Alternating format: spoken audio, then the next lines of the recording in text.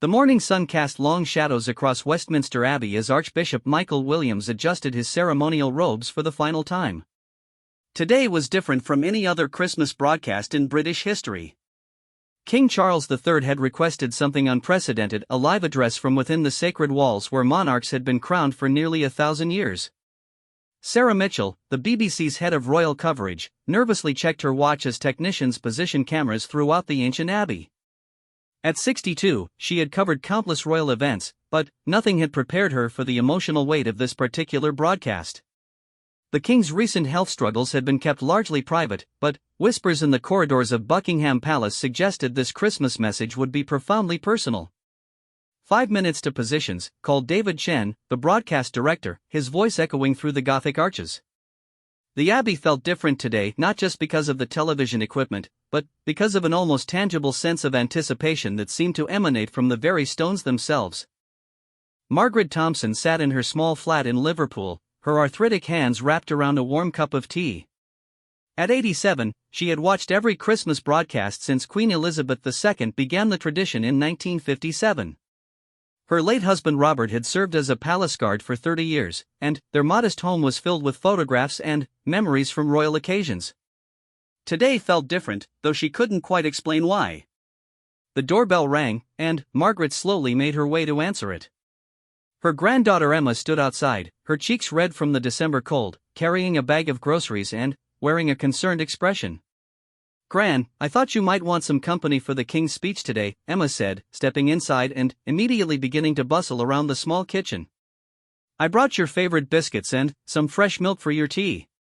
Margaret smiled warmly at her granddaughter's thoughtfulness. Emma, at 28, worked as a nurse at the local children's hospital and rarely had Christmas Day off. The fact that she had made the effort to visit meant more than Margaret could express. Meanwhile, across London in a modest terraced house in Southwark, James Foster sat with his 8-year-old daughter Lucy, helping her arrange the Christmas presents under their small tree. James, a single father since his wife's death 2 years ago, had been struggling to make ends meet working 2 jobs, one at a local supermarket and another cleaning offices at night. "Daddy, why does the king talk to everyone on Christmas?" Lucy asked, her bright eyes full of curiosity as she carefully placed a homemade card addressed to King Charles under the tree. James paused, considering how to explain the tradition to his daughter in a way she would understand. "Well, sweetheart, it's like when you want to say something important to your whole class at school. The king wants to share his thoughts with everyone in the country, especially on Christmas when we're all thinking about family and being grateful for what we have." Lucy nodded solemnly, then brightened. "I wrote him a letter asking if he's okay because Grandma Rose said he's been sick. Do you think he'll read it?" James felt his heart tighten. His mother-in-law, Rose, had been battling cancer for the past year, and Lucy had become acutely aware of illness and mortality in a way no child should have to. "I'm sure he would appreciate knowing that you care about him, Lucy. That's what Christmas is about, caring for each other." Back at Westminster Abbey, King Charles III stood in a small side chamber, reviewing his handwritten notes one final time. At 77, he had waited longer than any heir in British history to become monarch, and the weight of the crown had been heavier than he had ever imagined. The past year had brought challenges that had tested not just his physical strength but his emotional resilience. His private secretary, Lady Catherine Hartwell, entered quietly. "Your Majesty, they're ready for you. The broadcast will reach an estimated 800 million people worldwide." Charles nodded, folding his notes and placing them in his jacket pocket. "Catherine, in all your years of service, have you ever felt the weight of words so acutely?" Lady Hartwell, who had served the royal family for over 20 years, met his gaze with understanding. "Your Majesty, authenticity has always been your greatest strength. Today, that authenticity will touch hearts in ways we cannot yet imagine." In a care home in Edinburgh, 93-year-old William MacLeod sat in his wheelchair by the window, looking out at the snow-covered gardens. A veteran of the Korean War, William had dedicated his life to public service after returning from combat. His daughter Helen sat beside him, holding his hand as they waited for the broadcast to begin. "Dad, do you remember when you met the then Prince Charles at that veterans ceremony in 1995? Helen asked gently. William's eyes, though clouded with age, sparkled with the memory. I do." He listened, truly listened when I told him about the lads we lost. Not many people in his position would have taken the time to hear an old soldier's stories. Helen squeezed her father's hand. William had been diagnosed with dementia 6 months ago, and moments of clarity were becoming increasingly rare. But the royal family had always held a special place in his heart, representing the continuity and stability he had fought to protect. At Westminster Abbey, the cameras began rolling as the opening credits of the Christmas broadcast played for audiences worldwide. Sarah Mitchell watched from the control room as the king walked slowly down the nave, his footsteps echoing in the hushed silence of the ancient building. The image that filled television screens around the world was striking: King Charles III, dressed not in ornate ceremonial robes but in a simple dark suit, walking alone through the abbey where his mother had been crowned 72 years earlier. The weight of history seemed to follow him with each step. Dr. Patricia Williams, a professor of constitutional history at Oxford, watched from her study with a mixture of professional interest and personal emotion. She had written extensively about the monarchy's role in modern Britain, but today she found herself setting aside academic analysis in favor of human empathy. Her neighbor, retired teacher Martin Davies, had joined her for the broadcast. At 74, Martin had taught thousands of children about British history and had always emphasized the human stories behind the grand events. Today, he sensed they were about to witness one of those pivotal human moments that would be remembered for generations. "He looks different," Martin observed quietly. "There's something in his bearing, something deeply personal about the way he's moving through that space." Patricia nodded. "The Abbey isn't just a building to him. It's where he was invested as Prince of Wales, where he married Diana, where his mother's coronation took place. Every step he takes is weighted with memory." In a homeless shelter in Manchester, coordinator Susan Phillips gathered the 23 residents around an old television set. Many of the people staying at the shelter had complex relationships with authority and tradition, but something about this particular broadcast had drawn their attention. "Why are we watching this?" asked Tommy, a former soldier who had struggled with addiction since leaving the army 5 years ago. Susan, who had worked with homeless populations for 15 years, understood the question's deeper meaning. "Sometimes," she said gently, "we all need to hear that someone in a position of power understands what it means to struggle, to feel lost, to wonder if tomorrow will be better than today." The broadcast began in earnest as King Charles III took his position before the altar of Westminster Abbey. The lighting was soft, almost intimate, creating an atmosphere more reminiscent of a personal conversation than a formal state address. "My dear friends," the king began, his voice carrying clearly through the Abbey and into homes across the United Kingdom and Commonwealth realms, "I speak to you today from Westminster Abbey, a place that has witnessed centuries of joy and sorrow, celebration and reflection." He paused, and viewers worldwide could sense the deliberate weight of his words.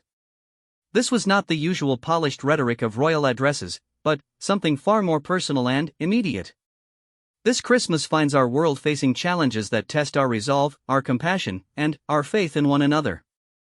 In recent months, I have been reminded of my own mortality and the precious, fragile nature of the time we are given. Back in Liverpool, Margaret Thompson set down her teacup with shaking hands. Emma reached over and gently took her grandmother's arm, sensing the emotional impact of the king's words.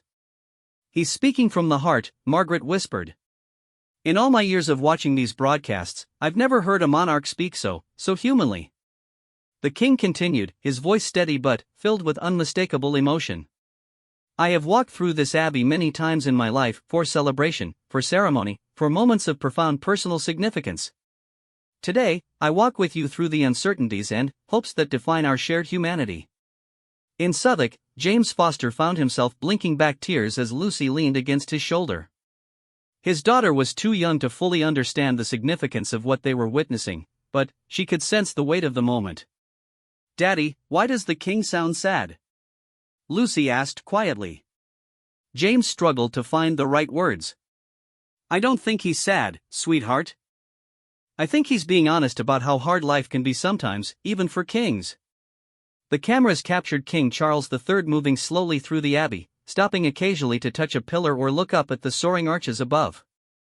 Each gesture seemed deliberate, as if he was drawing strength from the building itself and the generations of people who had sought solace within its walls. "In this sacred space," he said, I am reminded that leadership is not about the authority of position, but about the courage to be vulnerable, to acknowledge our shared struggles, and to offer hope not because everything is easy, but because together we can face whatever comes. The broadcast was unlike anything royal watchers had ever seen. This was not pageantry or tradition for its own sake, but a genuine attempt to connect with people across all walks of life who were struggling with their own challenges and uncertainties. As the first portion of his address concluded, King Charles III stood at the tomb of the unknown warrior, a memorial to those who had died in service to their country. The symbolism was not lost on viewers who understood that this Christmas broadcast was itself an act of service, a monarch choosing to be present with his people in their difficulties rather than above them in ceremonial distance. The impact of these opening moments rippled through homes, hospitals, care facilities, and shelters across the nation. People who had never paid particular attention to royal broadcasts found themselves deeply moved by the authentic humanity they were witnessing. This was more than a Christmas message, it was a moment of genuine connection between a monarch and his people, mediated not by protocol or tradition, but by shared recognition of what it means to be human in an uncertain world. King Charles III moved deeper into Westminster Abbey, the cameras following his deliberate journey through corridors that had witnessed coronations, royal weddings, and state funerals for nearly a millennium. His next words would forever change how the British people understood their monarchy. "Today, I must share with you something that weighs heavily on my heart," the king continued, his voice carrying through the ancient stones and into millions of homes. "6 months ago, my doctors discovered that I am facing a serious illness. While I continue to receive excellent care and remain hopeful about my treatment, I have learned that uncertainty about the future is something we must embrace rather than fear." In the control room at Westminster Abbey, Sarah Mitchell felt the air leave her lungs. Despite the rumors and whispers, hearing the king acknowledge his illness so directly sent shockwaves through the production team. This was not the carefully managed disclosure they had expected, but raw honesty that would reshape public perception of the monarchy forever. David Chen, the broadcast director, quickly gestured to his camera operators to maintain their steady shots. Whatever personal emotions the crew might be feeling, their professional responsibility was to capture this historic moment with dignity and respect. The reaction across the country was immediate and profound. In her Liverpool flat, Margaret Thompson began to weep quietly, her hand pressed to her heart. The king's words had transported her back to the bedside of her husband Robert during his final illness 15 years earlier. "Oh, Emma," she whispered to her granddaughter, "he's telling us the truth. After all these years of formal speeches and careful words, he's actually telling us the truth." Emma, who had spent her career caring for critically ill children and their families, recognized the courage it took for anyone to acknowledge mortality so publicly. "Gran, do you remember when Grandpa Robert told me he wasn't afraid of dying because he had lived a life of meaning? I think that's what the king is trying to tell us." Margaret nodded through her tears. "Your grandfather always said that facing the truth with dignity was the most important thing a person could do. The king is showing us what that looks like." Meanwhile, in Edinburgh, William MacLeod gripped his daughter Helen's hand with surprising strength. The mention of illness had penetrated the fog of his dementia, triggering a moment of startling clarity. "He's a good man," William said, his voice stronger than it had been in months. "Takes courage to tell people you're dying. I've seen men face enemy fire with less bravery than that takes." Helen felt tears rolling down her cheeks. Her father's words reminded her of conversations they had shared about his own diagnosis 6 months earlier. The parallel between her father's struggle with dementia and the king's acknowledgement of his illness created a connection she hadn't expected. At the homeless shelter in Manchester, the room had fallen completely silent. Susan Phillips watched as residents who usually struggled to focus on anything for more than a few minutes remained completely absorbed in the king's words. Tommy, the veteran who had initially questioned why they were watching, sat forward in his chair. "He's not trying to make us feel sorry for him," he said quietly. "He's saying we're all in this together, isn't he?" Susan nodded, recognizing the profound impact of the king's honesty on people who had often felt abandoned by society's institutions. Sometimes the most powerful thing someone can do is admit they don't have all the answers. Back at Westminster Abbey, King Charles III continued his unprecedented address. He had moved to stand before the coronation chair, the ancient seat where English and British monarchs had been crowned for over 700 years. I stand before this chair where my mother sat during her coronation in 1953, where I myself will never sit," he said with quiet dignity. "But I realize now that the true measure of a monarch is not found in ceremony or tradition, but in the willingness to share our common humanity with those we serve." In Southwark, James Foster found himself struggling to maintain composure as Lucy looked up at him with wide, concerned eyes. "Daddy, is the king going to die?" she asked with the directness that only children possess. James took a deep breath, remembering similar conversations he had been forced to have after his wife's death. "Lucy, all people die eventually. But the important thing is how we live and love while we're here. The king is showing us that even when we're scared or sick, we can still choose to be kind and honest with the people we care about." Lucy considered this seriously. "Like Mommy did when she was sick?" "Exactly like Mommy did," James replied, his voice thick with emotion. The broadcast continued as King Charles III shared more personal reflections on illness, mortality, and the responsibility of leadership during uncertain times. He spoke about sleepless nights spent worrying about the future, about conversations with doctors that had forced him to confront his own limitations, and about the unexpected peace that had come with accepting uncertainty as part of the human experience. Dr. Patricia Williams, watching from her Oxford study, realized she was witnessing a fundamental shift in the nature of royal communication. "Martin," she said to her neighbor, "this isn't just a Christmas broadcast. This is the monarchy evolving in real time." Martin Davies, the retired teacher, nodded slowly. "I've taught children about kings and queens for 40 years, but I've never seen anything like this." He's not speaking as a monarch to his subjects. He's speaking as one human being to other human beings who are all trying to figure out how to live meaningful lives in difficult circumstances. The king's words continued to resonate through the abbey and into the hearts of his listeners. "In these months since my diagnosis, I have been humbled by the letters, cards, and messages I have received from people facing their own challenges. A mother writing from a hospital where her child receives treatment. A man who lost his job and wonders how he will provide for his family. An elderly woman caring for her husband with dementia." In Edinburgh, Helen MacLeod gasped softly. 3 weeks earlier, she had written a letter to Buckingham Palace describing her father's condition and her own struggles as his primary caregiver. She had never imagined that the king might actually read such correspondence, let alone reference it in his Christmas broadcast. "Dad," she whispered, "I think he might be talking about us." William's eyes remained clear and focused. "Course he is, love. That's what a proper king does. He pays attention to his people." King Charles III continued, "These letters have taught me that the crown I wear is not a symbol of separation from the struggles of daily life, but a responsibility to acknowledge and honor those struggles. Every person facing illness, loss, financial hardship, or uncertainty is showing the same courage that has been asked of monarchs throughout history." The emotional weight of these words reverberated through homes across the United Kingdom and throughout the Commonwealth. In Canada, Australia, New Zealand, and other Commonwealth realms, families gathered around televisions found themselves deeply moved by their sovereign's vulnerability and authenticity. At Westminster Abbey, the technical crew worked with professional precision while simultaneously processing the historic nature of what they were documenting.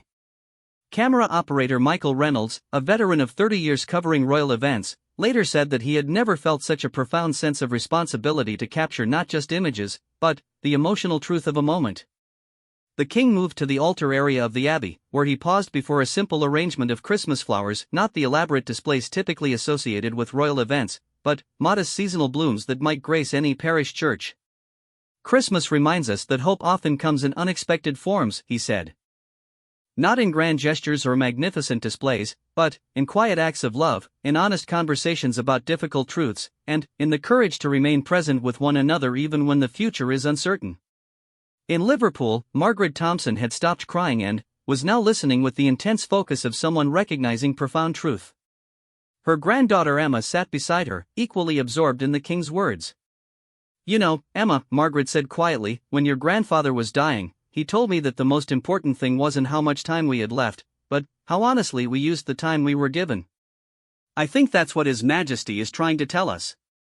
Emma nodded, thinking of the families she worked with in the children's hospital. "Gran, I see parents every day who have to find strength they didn't know they had." Hearing the king talk about his own fears and hopes it makes their courage seem even more remarkable. The broadcast continued with King Charles III reflecting on the nature of service, duty, and love in the face of mortality. His words were creating ripple effects of emotion and understanding across the nation, touching people who had never expected to feel such a personal connection to their monarch. In homeless shelters, care homes, hospitals, and family living rooms across the country, people were discovering that their struggles with illness, loss, financial hardship, and uncertainty were not isolating experiences but shared aspects of human existence that even kings must face. This Christmas broadcast was becoming something unprecedented in British history, not just a ceremonial address from sovereign to subjects, but a genuine conversation about what it means to live with courage, dignity, and hope in the face of life's inevitable challenges. As King Charles III continued his unprecedented Christmas address, he moved toward a simple wooden lectern that had been placed near the Poets' Corner of Westminster Abbey. This section of the ancient building housed memorials to some of Britain's greatest writers and thinkers, and the symbolism was deliberate. Today, the king was adding his own words to the literary legacy of the nation. In recent weeks, I have received thousands of letters from people across our realm and throughout the Commonwealth, the king said, reaching into his jacket pocket and withdrawing several handwritten pages. With your permission, I would like to share some of their words with you today, because they have taught me more about courage and hope than any book of philosophy or theology ever could. The decision to read personal correspondence during a royal Christmas broadcast was unprecedented. In the control room, Sarah Mitchell held her breath, realizing that they were documenting something that would fundamentally change how future generations understood the relationship between monarchy and people. King Charles III unfolded the first letter, his reading glasses catching the soft light filtering through the Abbey's stained glass windows. "This comes from Sarah in Birmingham," he began. She writes, "Your Majesty, I am a single mother of 3 children, and I have been battling breast cancer for 8 months. There are days when I wonder how I will find the strength to keep going. But then, I look at my children, and I remember that love is stronger than fear. I wanted you to know that you are in our prayers, and that your honesty about your illness has helped me feel less alone in mine." The king paused, allowing the weight of Sarah's words to settle. Across the country, viewers were experiencing a profound shift in their understanding of what this Christmas broadcast represented. This was not pageantry or ceremony, but genuine human connection mediated through shared vulnerability. In a small flat in Birmingham, 34-year-old Sarah Chen sat with her 3 children, 10-year-old Michael, 8-year-old Sophie, and 6-year-old David, watching in amazement as the king read her letter aloud. She had written to Buckingham Palace 3 weeks earlier during a particularly difficult night following chemotherapy, never imagining that her words would reach such a vast audience. "Mummy, that's your letter!" Sophie exclaimed, her eyes wide with wonder. Sarah felt tears streaming down her face as she pulled her children closer. The king's decision to share her words publicly had transformed her private struggle into something that might help other families facing similar challenges. "Yes, sweetheart," she whispered. "I wrote to the king because I wanted him to know that we care about him, just like he cares about us." Michael, the eldest, looked thoughtful. "Does this mean the king is sick like you are, Mummy?" Sarah nodded, choosing honesty over protection. "Yes, love. Sometimes even kings get sick. But look how brave he's being, talking to everyone about it. That's what courage looks like." Back at Westminster Abbey, King Charles III continued reading. "This letter comes from Robert in Glasgow. He writes, 'Your Majesty, I am 78 years old, and I lost my wife of 52 years last spring. I have been struggling with loneliness and wondering what purpose my life has now that she is gone. When I heard you were ill, I realized that we are all facing the same questions about what matters most in the time we have left. I wanted you to know that your service to our country has always mattered to me, and it matters even more now that I understand we are both learning to live with loss.'" In a modest council flat in Glasgow, Robert Macpherson sat alone in his armchair, his wife Margaret's photograph resting on the table beside him. He had written that letter during one of his darkest moments, 6 weeks after Margaret's funeral, when the silence in their small home had become unbearable. Hearing his words read by the king in Westminster Abbey felt surreal, but, more than that, it felt healing. His private grief had become part of a larger conversation about love, loss, and the search for meaning in life's final chapters. Robert picked up Margaret's photograph, speaking to her as he had done every day since her death. "Did you hear that, love? The king read our letter. You always said that sharing our troubles makes them lighter. I think you were right. The king's voice carried clearly through the abbey as he read another letter. This comes from Maria in Manchester. She writes, Your Majesty, I work as a cleaner in a hospital, and I see people facing illness every day. I have noticed that the patients who do best are not necessarily those with the best prognosis, but those who feel connected to other people who understand their struggles. Your willingness to talk openly about your illness shows us all that we do not have to face our fears alone. Thank you for reminding us that vulnerability is not weakness, but the foundation of genuine human connection. At Manchester Royal Infirmary, 56-year-old Maria Santos was finishing her night shift when a colleague called her to the break room where several staff members had gathered around a small television. When she heard the king reading her letter, Maria felt a profound sense of validation for the work she had been doing for 23 years. I can't believe he read that, she whispered to her colleague Janet, who had encouraged her to write to Buckingham Palace after a particularly difficult day on the cancer ward. Janet smiled through her own tears. Maria, you've been caring for people at their most vulnerable moments for decades. The king just gave your work the recognition it deserves. Dr. Jennifer Walsh, the head of oncology at the hospital, had paused in her rounds to listen to the broadcast. As a physician, she understood the courage it took for anyone to discuss their illness publicly, but seeing it done by someone in such a visible position felt revolutionary. This changes everything, she said quietly to the gathered staff. When public figures normalize conversations about illness and mortality, it helps reduce the stigma and isolation that so many of our patients experience. King Charles III continued sharing letters, each one revealing different aspects of human resilience in the face of difficulty. He read from a veteran struggling with post-traumatic stress, a teacher working in an underfunded school, a farmer facing financial ruin due to climate change, and an elderly man caring for his wife with dementia. With each letter, the broadcast became less about monarchy and more about the fundamental experiences that connect all people regardless of their social position. The king was demonstrating that true leadership meant not standing above human struggles, but walking alongside those who faced them. In the care home in Edinburgh, William MacLeod listened with increasing clarity as the king read a letter that Helen recognized immediately. It was the one she had sent describing her father's condition and her own challenges as his caregiver. Your Majesty, the king read, My father served his country with distinction for 40 years, and now he is slowly losing himself to dementia. Some days he doesn't recognize me, but occasionally he has moments of perfect clarity where he is entirely himself again. These moments have taught me that love persists even when memory fails, and that caring for someone whose mind is changing is one of the most profound acts of devotion we can offer. I wanted you to know that we are thinking of you, and that watching my father face his illness with dignity has prepared me to face whatever challenges lie ahead. Helen felt her father's hand tighten around hers as his letter was read. William's eyes were bright with understanding, and he spoke with remarkable clarity. That's us, Helen. That's our story he's telling. He paused, looking directly at his daughter. You've been so brave, love. Taking care of me when I can't remember how to take care of myself. The king understands what that costs you. Helen began crying, not from sadness but from relief.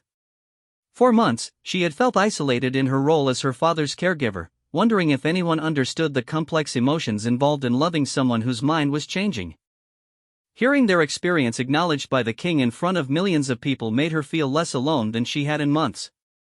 At Westminster Abbey, King Charles III folded the letters carefully and returned them to his pocket. The simple gesture seemed to honor not just the words he had read, but the trust that letter writers had placed in him by sharing their stories. Each of these letters, he said, has reminded me that the crown I wear is not a burden I bear alone, but a symbol of our shared commitment to support one another through life's inevitable difficulties. The person facing cancer in Birmingham, the widower in Glasgow, the hospital worker in Manchester, the daughter caring for her father in Edinburgh, they are all showing the same courage that history has asked of kings and queens. The king paused, looking directly into the camera with an expression of profound sincerity. Today, I want to say something I have never said before in a Christmas broadcast. I need you as much as you need me. Your letters, your prayers, your examples of daily courage, these sustain me in ways that protocol and ceremony never could. This acknowledgement of mutual dependence between monarch and people represented a fundamental shift in how the British monarchy understood its role. For over 1,000 years, royal Christmas messages had emphasized service from sovereign to subjects. Today, King Charles III was acknowledging that the relationship was reciprocal, that his ability to serve depended on the strength and support he drew from the people he served. In homes across the United Kingdom and throughout the Commonwealth, viewers were processing this revolutionary idea. The monarchy was revealing itself not as an institution above human struggles, but as one intimately connected to them. The letters had transformed what could have been a somber announcement about royal illness into something far more profound, a meditation on how shared vulnerability creates genuine community and how acknowledging our mutual dependence makes us all stronger. As King Charles III prepared to conclude his historic Christmas broadcast, he walked slowly toward the high altar of Westminster Abbey. The ancient space seemed to hold its breath as viewers around the world realized they were witnessing not just a royal address, but a profound moment of transformation in the relationship between monarchy and people. As I stand here in this sacred place, the king began, his voice carrying both strength and tenderness, I am reminded that Christmas is not about avoiding life's difficulties, but about finding hope and meaning within them. The story we celebrate today is not one of power avoiding suffering, but of love choosing to enter into it. The theological implications of his words were not lost on Archbishop Michael Williams, who stood watching from the shadows near the sanctuary. In 40 years of ministry, he had rarely heard such a profound integration of personal vulnerability and spiritual wisdom from any public figure, let alone from the Supreme Governor of the Church of England. In Liverpool, Margaret Thompson found herself thinking about conversations she had shared with her late husband Robert during his final illness. Emma, she said quietly to her granddaughter, your grandfather used to say that the most important sermons were preached not by ministers in churches, but by ordinary people facing extraordinary circumstances with grace. I think we're hearing one of those sermons today. Emma nodded, her professional experience with families in crisis giving her deep appreciation for the courage the king was displaying. Gran, in my work at the Children's Hospital, I see parents find strength they never knew they had. But, seeing someone in the king's position acknowledge that same kind of struggle, it makes everyone's courage seem more valuable, doesn't it? The king continued, in these months since my diagnosis, I have learned that uncertainty about the future is not something to be conquered or avoided, but something to be faced with the support of those who walk beside us. I have discovered that admitting our need for help does not diminish our ability to help others, it enhances it. At the homeless shelter in Manchester, Susan Phillips watched as residents who often struggled with feelings of worthlessness found themselves deeply moved by the king's words about mutual dependence and support. Tommy, the veteran who had initially questioned why they were watching, spoke up again. He's saying we all matter to each other, isn't he? Even someone like me who lost everything, I still matter in some way. Susan smiled through her tears. Tommy, you've been helping people in this shelter for months without realizing it. Your experience gives you wisdom that helps others who are struggling. The king is saying that everybody's struggle contributes to everybody else's strength. An elderly woman named Dorothy, who rarely spoke about her past, surprised everyone by sharing her thoughts. I lost my home when my pension wasn't enough for rent anymore. I felt so ashamed, like I had failed somehow. But, listening to His Majesty talk about needing help, maybe needing help isn't failure. Maybe it's just being human. Back at Westminster Abbey, King Charles III approached the tomb of Queen Elizabeth I, his predecessor from over 400 years earlier. The symbolism was striking, a modern monarch acknowledging the temporary nature of all earthly authority while standing beside the memorial of one of England's most powerful rulers. The crown will pass to others when my time comes, he said with quiet dignity. But, the crown is not the point. The point is what we do with the time we are given, how we love the people entrusted to our care, and whether we choose honesty over comfort when facing difficult truths. In Southwark, James Foster felt his 8-year-old daughter Lucy lean more heavily against his shoulder. She had been unusually quiet throughout the broadcast, and he wondered what she was understanding of this unprecedented royal address. Daddy, Lucy said finally, the king is being brave like Mommy was when she was sick, isn't he? James felt his heart constrict with both pain and pride. Yes, sweetheart. He's showing us that being brave doesn't mean not being scared. It means doing the right thing even when you are scared. Lucy considered this seriously. Is that why he's telling everyone about being sick? Because it's the right thing to do even though it's scary? I think so, Lucy. I think he wants people to know that it's okay to be scared sometimes, and that we can help each other through the scary times. At Westminster Abbey, the king moved to his final position for the broadcast, standing in the center of the abbey, surrounded by the tombs and memorials of centuries of British history, but speaking directly to the camera with an intimacy that transcended the grandeur of his surroundings. "My dear friends," he said, using the same phrase with which he had opened his address, "I want to leave you today with a promise and a request. The promise is this: for whatever time I have remaining as your king, I will continue to serve not as someone above your struggles, but as someone walking through them alongside you." Dr. Patricia Williams, watching from Oxford, realized she was witnessing a redefinition of monarchical authority. "Martin," she said to her neighbor, "he's not deriving his authority from divine right or constitutional tradition. He's deriving it from shared humanity." Martin Davies nodded slowly. "In 40 years of teaching history, I've never seen anything like this. He's making the monarchy relevant not by emphasizing its power, but by acknowledging its limitations." King Charles III continued with his request. "What I ask of you is this: continue to write to me, to share your stories, to let me know how you are finding strength in difficult circumstances. Your letters have become my greatest source of wisdom and courage.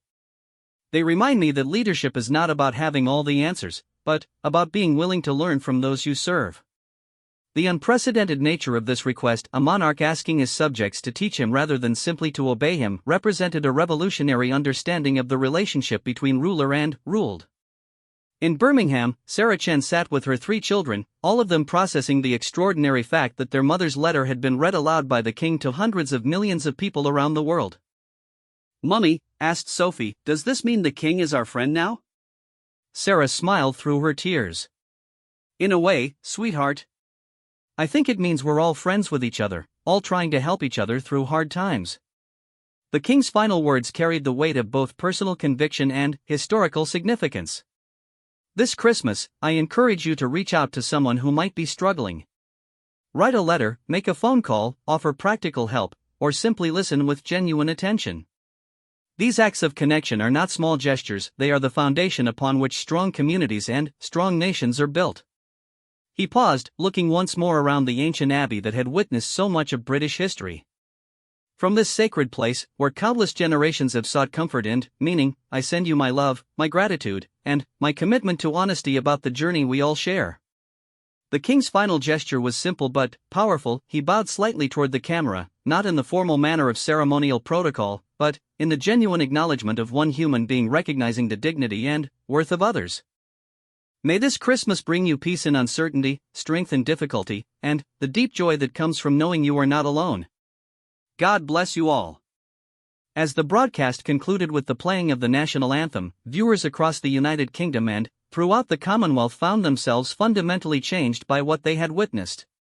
This had not been a traditional Christmas message, but a profound meditation on mortality, vulnerability, love, and the courage required to live authentically in the face of life's inevitable challenges.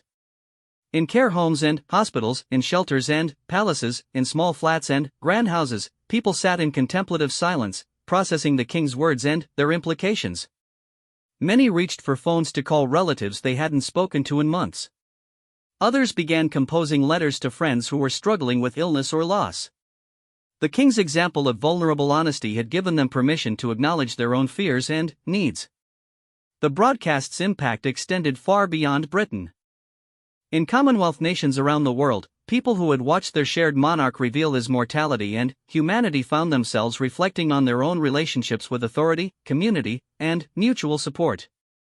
This Christmas Day of 2025 would be remembered not for pageantry or ceremony, but for a moment when one human being in a position of great responsibility chose radical honesty over comfortable distance, vulnerability over invulnerability, and connection over separation.